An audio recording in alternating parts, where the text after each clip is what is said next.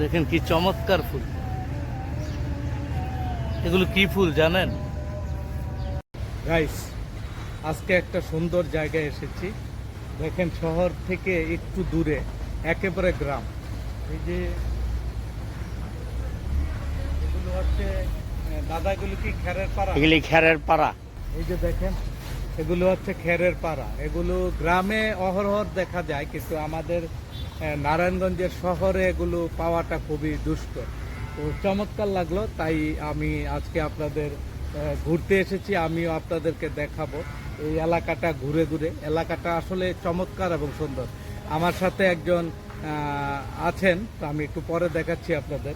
তো এই যে খেরের যে পাড়াটা আছে দর্শক, ওনারা মানে এটা রাখার ভিতরেও একটা কৌশল আছে, মানে নষ্ট হবে না।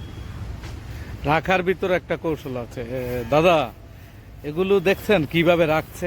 অনেক সুন্দর করে রাখছে। এগুলো একমাত্র গ্রামেই থাকে। গ্রামে থাকে আসলে। আমরা শহর অঞ্চলে এরকম নাই।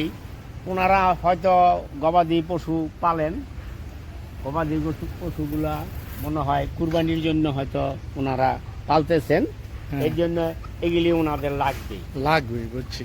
এগুলো ওনাদের এগুলো খাবার দিতেই হবে। সংরক্ষণ করছে, সংরক্ষণ করে অনেক দূর দূরান্ত থেকে আইনে এটা পাড়া দিয়ে রাখছে যাতে নষ্ট না হয়। দেখেন একটুও নষ্ট হবে না। চমৎকার দর্শক, দেখতেই পাচ্ছেন সামনেই একটা সুন্দর জায়গা। আর লোকেশনটা আমি আপনাদের নিয়ে যাব। যেই জায়গাটা আপনারা এখন দেখতে পাচ্ছেন খুবই চমৎকার আসলে। দাদা, এই ফুলগুলো কি?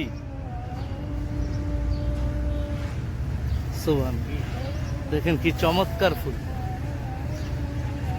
এগুলো কি ফুল জানেন? না,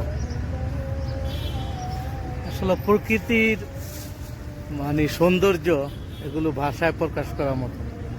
চমৎকার একটা জায়গায় আজকে চলে আসলাম। দর্শক, আপনাদেরকে নিয়ে থাকবো এবং কিছুটা সময় আপনাদেরকে এই প্রকৃতির লীলাভূমি দেখানোর চেষ্টা করব।